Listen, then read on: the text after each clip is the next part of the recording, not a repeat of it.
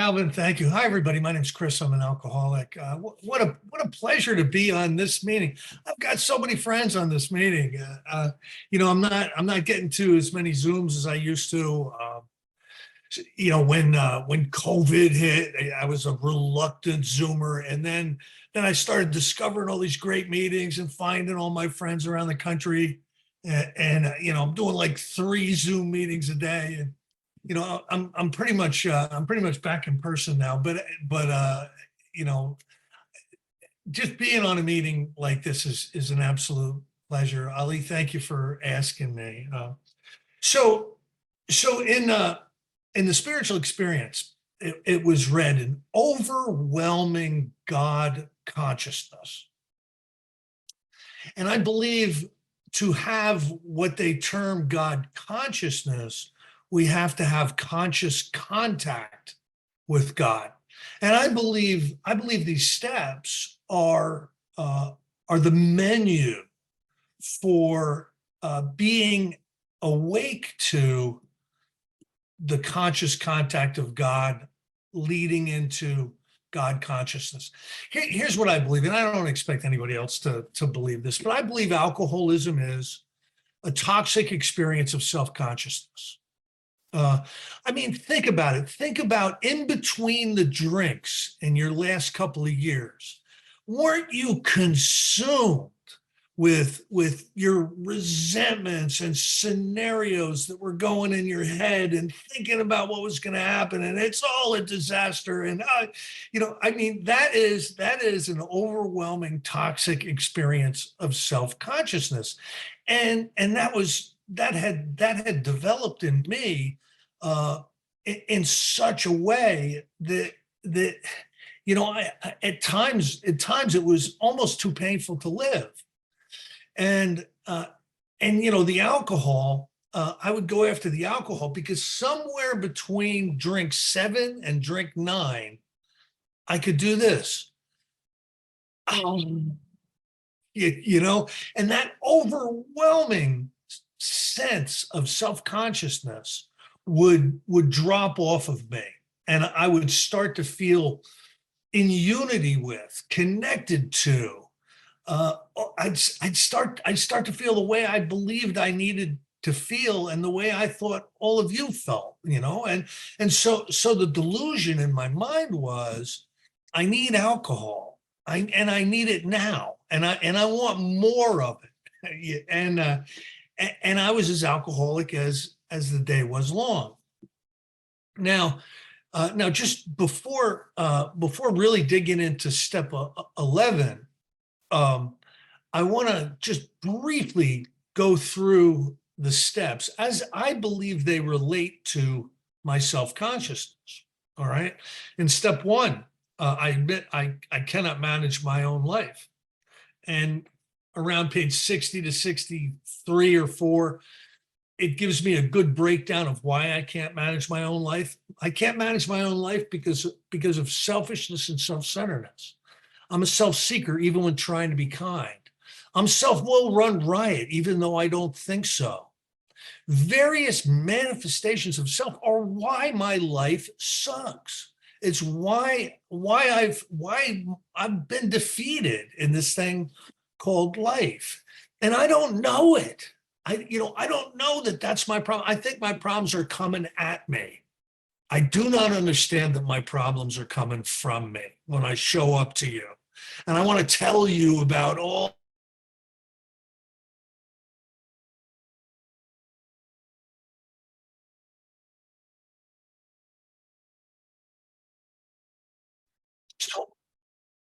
So I am consumed with what I believe Bill Wilson thought was a condition of self. And I believe Bill was convinced we need that self reduction. We need to become right size. We need to get God conscious instead of self-conscious. And so step 1, my problem is self-consciousness, and alcohol is all over that. You know, I'm powerless over alcohol. Uh, and I have an awful experience of self-consciousness. Now, if I can get with that, all the rest of the stuff I'm going to be very involved with, because I'm going to understand that it's a solution to my real problem. And in step two, I come to believe that there's a power greater than myself. This power can relieve me of the obsession to drink alcohol, but it can also help me aim toward the consciousness of the presence of God, wherein lies the true solution to alcoholism. I start to believe that. In step three, I make a decision. I make a decision to take the actions that are going to bring about this God consciousness. In step four, there's a line. There's a line, and I think it's page 62 or something, where it says various manifestations of self are what had defeated me. So I need to look at these manifestations of self. What are they? What are the ones that are the most destructive in my life? And Bill says that resentment and fear and the emotions that come from my abysmal conduct are the things that have defeated me. And so I do an inventory on them. And sometimes, certainly for me, I discover a lot of things, a lot of truth about me, a lot of truth about how I've been operating, my attitudes, my belief systems. I start to see the error in so many of those. And then in step five, my sponsor or spiritual advisor, or whoever I'm doing a fifth step with, is going to point out a whole bunch of other ones, right? And that's going to help me to really understand that I've committed to this way of life that's going to continue to expel the obsession to put alcohol in my body, and help me recover emotionally, recover mentally, recover spiritually. In step six, I'm pushed up against step six, where it says that I become willing to have God remove these defects of character, and then humbly ask God to remove these defects of character. Now, why am I going to God with these defects of character? Because haven't you tried? Let me ask you this. Didn't you know that you could be doing a whole lot better? You should be doing a whole lot better. I can't believe I did that again. Haven't you tried to fix yourself? How many self-help books did you buy that were a complete waste of time? I don't know about you, but I probably bought 300 or 400. And none of them tapped the brakes on what was really going on with me. So why do I go to God with this stuff? Because there's nothing else. There's nothing else. And in step eight, so in step 6 and 7, I'm asking God to remove these manifestations of self that I've really discovered in step 4 and 5. And in step 8, I'm writing down a list of where my manifestations of self have harmed other people and institutions, and I write down that list. And although I'm powerless and I'm driven by all of these character defects, I'm not really responsible for the horse's ass that I've really been. I'm suffering from an illness. I need to be accountable. The magic of the program of recovery is that I have to be accountable for the harms that I cause. So I write down the harms. And then in step 9, I actually go out and I knock on some doors and I make some phone calls and I set up some meetings, and I make amends for this toxic experience of self-consciousness that has had me just operating, with all of you in a terrible way. And then in step 10 is all about watching for the continued manifestation of self. So I'm supposed to watch for resentment. I'm supposed to watch for my conduct when my conduct harms other people. I'm supposed to be present. I'm supposed to be mindful of what is going on. I've discovered the true nature of my selfishness and self-centeredness. And now I need to be mindful of all of that. And so step 10 is a right here, right now step that keeps me paying attention to my conduct, paying attention to my thinking. And that leads us to step 11. Step 11 is a series of exercises that are best practices for staying God conscious. Okay. So what are these best practices? Well, upon awakening, there's a series of prayers and statements and exercises that I need to be attuned to. Let's think about the 24 hours. Let's consider my plans for the day. I need to ask God to direct my thinking, especially asking that it be divorced from self-pity, dishonest, or self-seeking motives, because that's really my problem, right? So I ask God, please, I want to be helpful today. Show me a way. Give me the strength and direction to be helpful and not selfish. And that's how I start my day. Okay, I've done that for 30 years now, and it's absolutely ridiculous how helpful I am compared to what I used to be when I was drinking. You know what I mean? So that's an important exercise, that upon awakening, start your day the right way, engaging, asking God for help. Listen, I don't think God helps anybody more than God helps alcoholics when alcoholics truly, truly want it and ask. I have seen incredible miracles in my tenure of sobriety.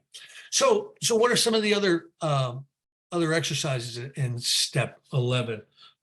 As we go through the day, this is another exercise in self-evaluation.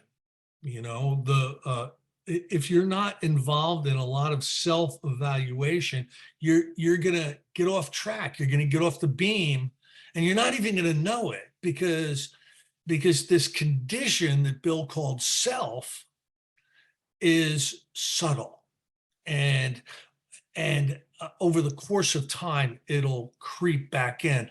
I can't tell you the amount of people I've seen in the last year who I never would have thought ever would drink again, who drank again. I can't even tell you, right?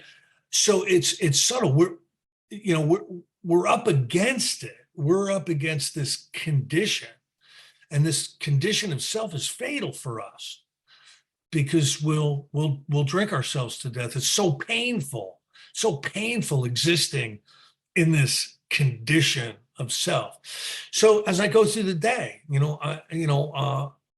I'm supposed to pause when agitated or doubtful. I'm supposed to do a whole bunch of things. I need to make this a working piece of my life. Take it as a piece of business. And then when I retire at night, that's a constructive self-review. I need to ask myself about all the manifestations of self that are still available in my repertoire. How have I done? What could I have done better? And all the while engaging God, because ultimately the solution to my alcoholism is this God consciousness, this recovery, right? So that's step 11. What I want to do, I want to do two things before I turn it back over to all of you. One of them, I want to talk about something that's recommended, in this step, but has become incredibly useful to me, and that is reading. Okay. It says there's some great books out there. Ask some priests, ministers, or rabbis for some recommendations. Listen, we can ask each other for recommendations now. I mean, we're not 3 year sober people like when this book was written.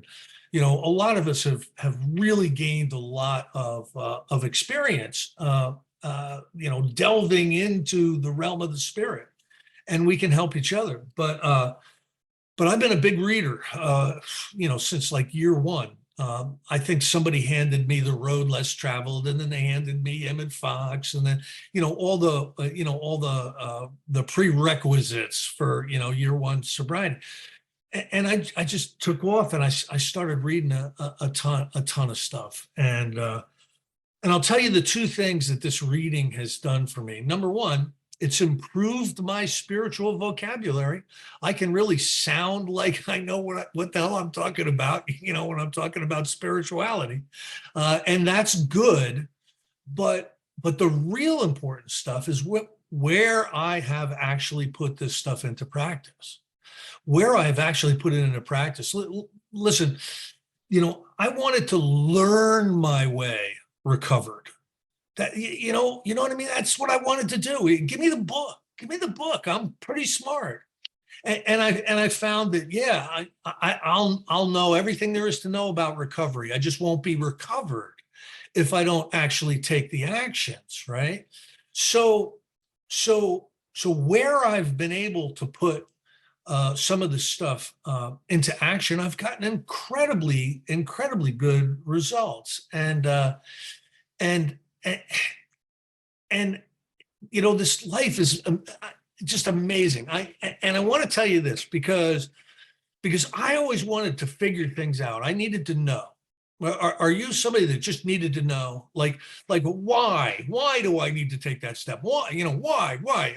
I always needed to know. Well, I'll tell you this one experience I had.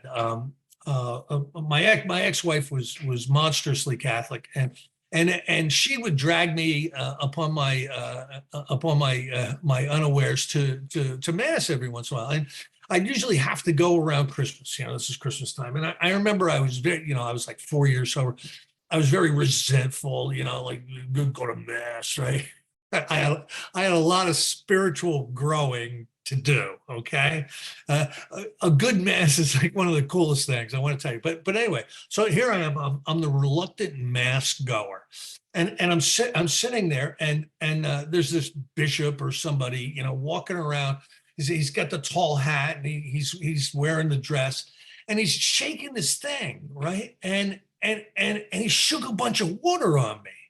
And I got really pissed off, and my wife is going, "It's holy water. It's holy water. Don't get mad." And I'm like, and he's mumbling something, right? He's like mumbling something under his breath. And finally, when he walked right past me, I heard what he was saying. You know what he was saying? The mystery, the mystery. And I got to tell you, this spiritual world, this spiritual experience, this God consciousness that we're all talking about, and sometimes we sound like we know what we're talking about, is a mystery. And we need to engage in this mystery.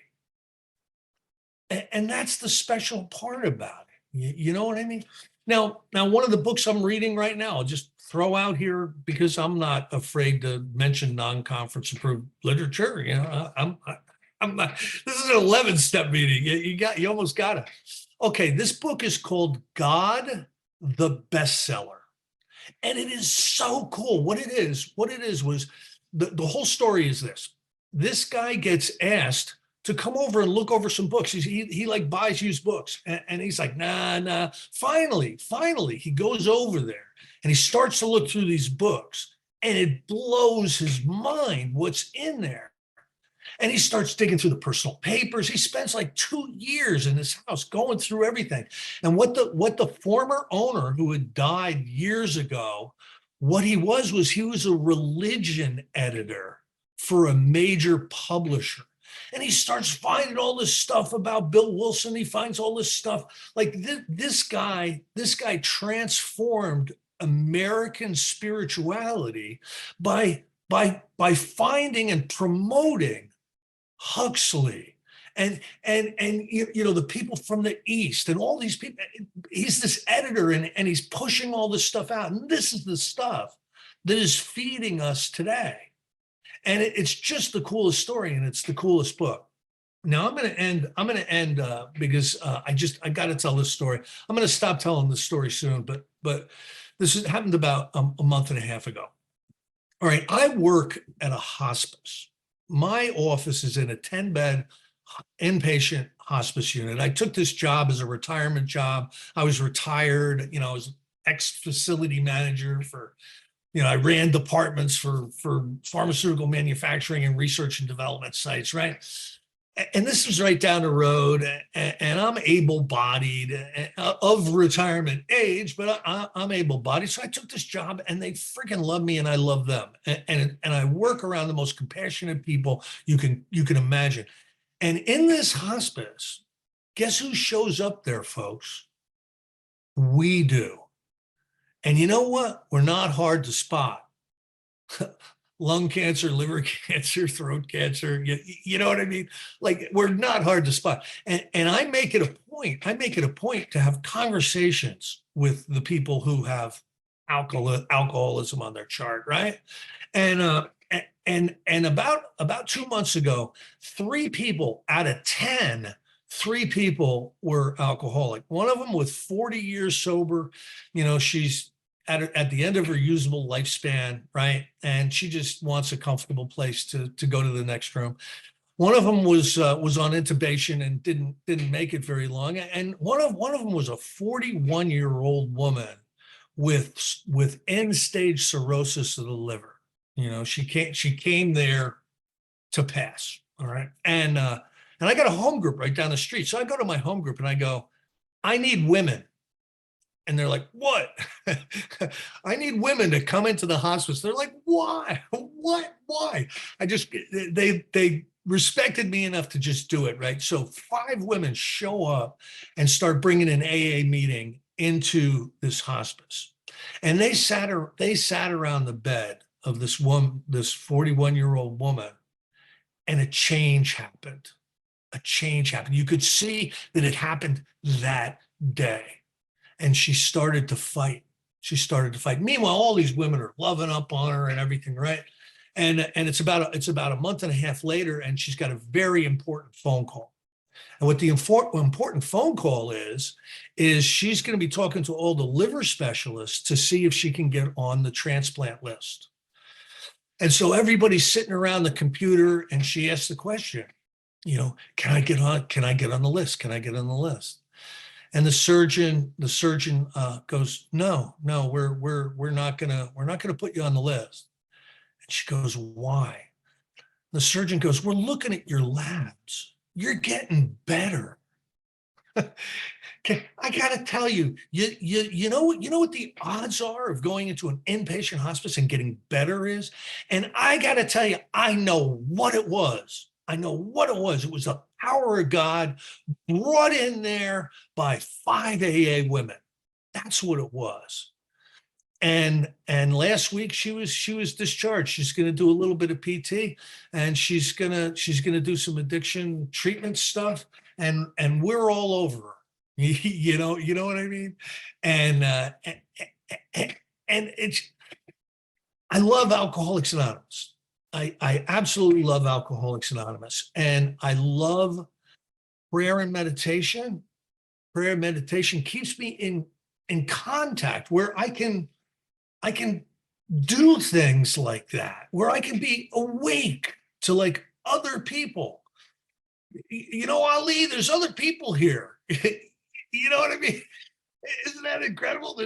There's other people, and I can be awake to that, and I can be awake to that, and you know, I started an AA group in a hospice, and the whole company is behind this. They you know, they see what goes on there, and everybody's cool with it. So prayer meditation, I pray and I meditate more this year than I did last year. I prayed and meditated more last year than I did the year before. And that goes all the way back to year one. And it's not out of a sense of virtue. It's not, I want to be, the meditating king of AA. None of that is true. What's true is I get comfort from it. I get a sense of direction from it. I, I, I intuitively know how to live a life intuitively. What intuitively means is to know without conscious thought. So the more my mind is out of it all, the better. You know what I mean? I can be a channel. I can be a channel of some of God's work. And if you would have told me the day I walked into Alcoholics Anonymous, Chris, your problem is self-centeredness and your solution is going to be God consciousness, I would have probably said, thanks for the information. I got the wrong program. I would have known that wouldn't work for me. I would have known that's silly and lame. And yet here I am. I will be celebrating 34 years this Thursday. And I am incredibly grateful to everything everyone has given me. So where are some areas for you to look if you want to dig into this mystery? I love ancient Hindu texts. They blow me away. I love studying first century Christianity. What was going on in the first year of Christianity? I love that stuff, right? The First Nation spirituality, American Indian spirituality, Black Elk Speaks. There's just tons of stuff. Buddhist and Zen. There's depths to that stuff that you'll never get to the bottom of if you start digging in. And then there's modern, there's pop spirituality. There's a bunch of really cool authors out there that are speaking about today. I love Richard Rohr. I love Robert Thurman. After the Ecstasy, The Laundry. What a great book. Because that's us, right? After the spiritual awakening, the prison commitment. You know what I mean? There's just so much stuff out there. Listen, if you're anything like me, your problem is alcoholism, powerlessness, and unmanageability. Your solution is going to be spirituality. And spirituality is an inner personal pathway to connection with the divine, which is what we've been looking for our whole lives. We looked for it with booze. We looked for it with cocaine. We looked for it with sex. We looked for it with gambling. We're looking for connection to the divine. And organically, holistically, we can get it by practicing a couple of simple steps and forming a spiritual discipline based on 10 and 11 and 12. And I am really, really happy to be here and see a bunch of my friends, people I do stuff with all over the country. And God bless all of you. I'm done. Come on up, Victor. Yeah, God bless this room. Happy Kwanzaa, happy every day. The room is always full because this is a learning cafe. And Mr. Schroeder, thank you so much for everything that you've offered us. I do have one question. It's regarding the author of the book that you said at first, because on recoveryspeakers.org, he was just shown in there talking about that book. And as you mentioned, like when I came to AA, I thought, oh yeah, like why are they holding back the secrets? And I'm only like 6.5 years sober, but there's no secret. It's like shut up, show up, and keep showing up. That's the secret. If I may, could I hear just one more time that author? Because again, it is on recoveryspeakers.org very recently. So I don't know which book you're referring to. Is it God the Bestseller?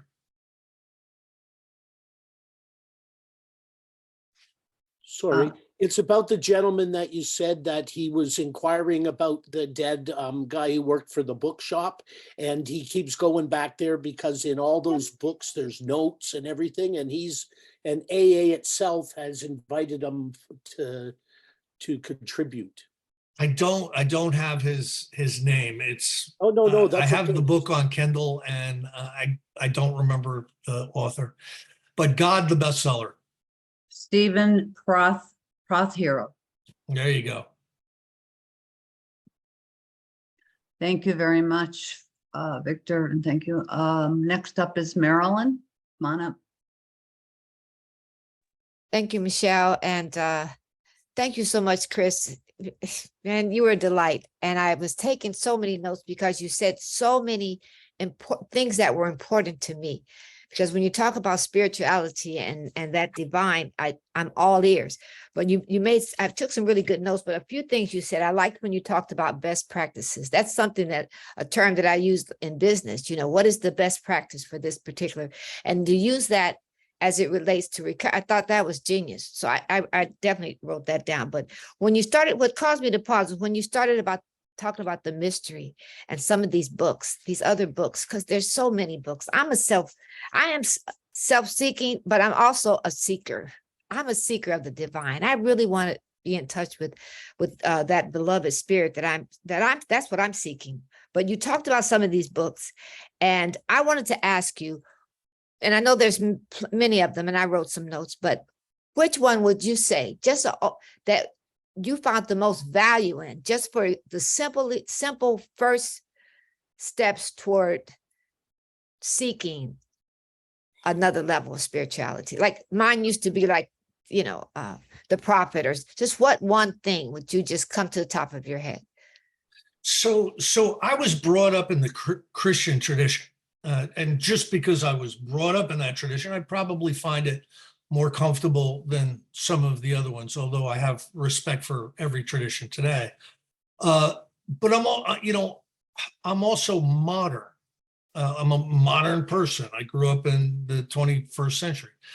So I think the author that made the most impact to me on my Christian roots was a man named Marcus Borg, and he wrote The Heart of Christianity by Marcus Borg, B-O-R-G. That, I think, was what opened me up to the type of Christianity I believe in today, which is a lot more spiritual than it would be, traditional. Thank you. Thank you for the question, Marilyn. Next up is Raquel. Hey, hi, Chris. Hello, everybody. My name is Raquel, and I'm an alcoholic. Okay, so here it is. I do have a question, and I do have actually. I just let's go through this one. Actually, this is the first time that I heard loud and clear the overwhelming God consciousness. Can you believe that? I mean, how many times we've read the spiritual experience, but the way that you brought it about was excellent. So the question about that overwhelming God consciousness would be one, if you feel it sometimes today in your journey of sobriety to be more intense, like a really overwhelming God consciousness, right? That's the first one. The second question that I'd like to ask you is, I think it's not uncommon for many of us, especially who are here, that we have this tendency to be seekers. And in the seeking, as much as you make the effort, not you, as much as I make the effort to piece together my 12 steps to whatever it is that I'm reading or I'm trying to find out, because I want to be careful that I don't separate from what has given me a life, right? Has it happened to you that you feel suddenly like a separation, and how do you avoid it in a way, or how, if there are like some bells that ring if that happens? And the third one would be, you mentioned that you pray today more than before and you meditate more than before. My question is, and I hope it makes sense, would it be possible sometimes in the over praying and in the over meditating that I can get into a self will run riot again? Like I'm going to rest satisfaction again if I just pray more or meditate more. So I just hope I make sense with all of these three. So I don't know how well I'm going to answer that, but I'm going to tell you a quick story about Radio Shack Mike.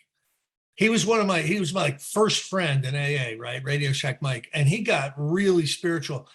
He moved away, and then he came back and he stayed at my house, and he goes, we gave him a bedroom, and he's like, I'll be coming out around 4:00. I'm like, what? He goes, yeah, I get up at 6 and I pray and meditate until 4 p.m. I'm like, how about getting a job? you know what I mean? Like I think that there can be a little bit too much. Like, I think there can be a little bit too much. We're alcoholics. We got to be working with other people. We got to be handling life. Man, that's our survival. We got to do this thing called life. So I have a sponsor now, and what attracted me to this particular sponsor was he believes that you can develop a consciousness whereby you are under meditation all day long. In other words, he believes that you can be God conscious all day long and bring it into all of your activities. Now, I can't do that. He can, I can't. I want to learn, because I see the amazing things that he accomplishes in his life, being present and mindful in that way. So I don't know. I probably confused you more than answered your question, but that's kind of what I was guided to say. Thank you. Thank you for the question, Raquel. Next up, we have Howard and Kathy. I don't know which both you, one or two. Come on up. Thank you, Michelle. I think it's going to be two. We're going to get 2 for 1 here. My name is Kathy. I'm an alcoholic. Thank you, Fellowship of the Spirit. And thank you very much, Chris.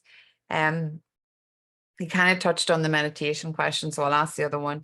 How has your step 10 worked vigorously impacted your step 11? So, this might sound wrong, right? But how step 10 has impacted my step 11 is I don't make the mistakes anymore. I don't cause the trouble anymore. I'm almost devoid of turbulence in my life and relationship problems in my life because of step 10, always being, constantly awake to these manifestations.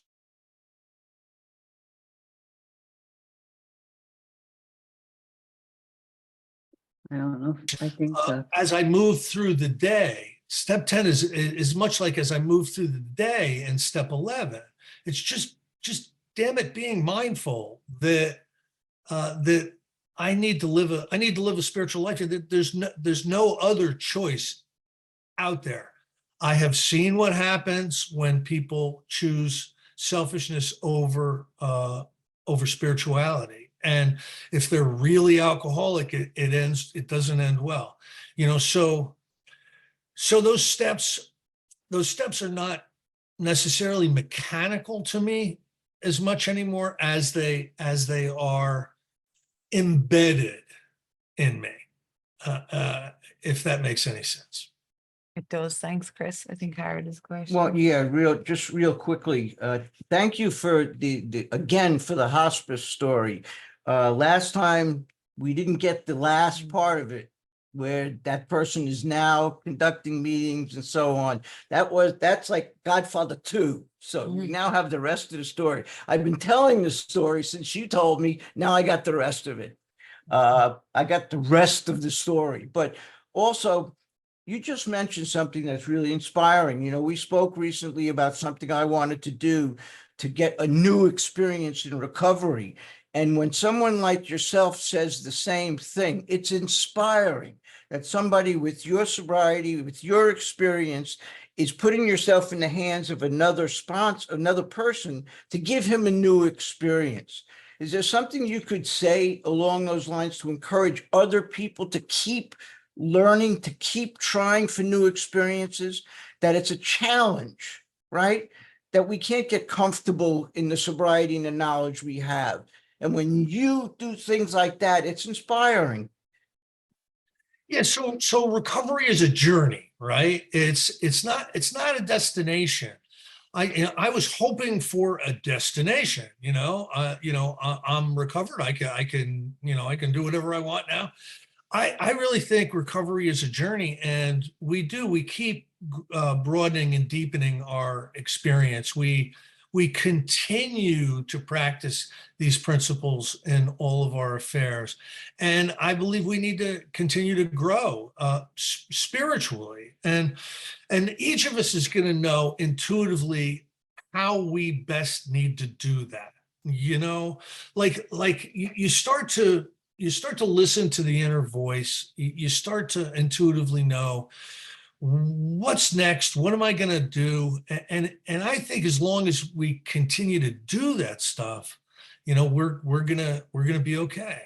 And I'll tell you, here's the brass ring.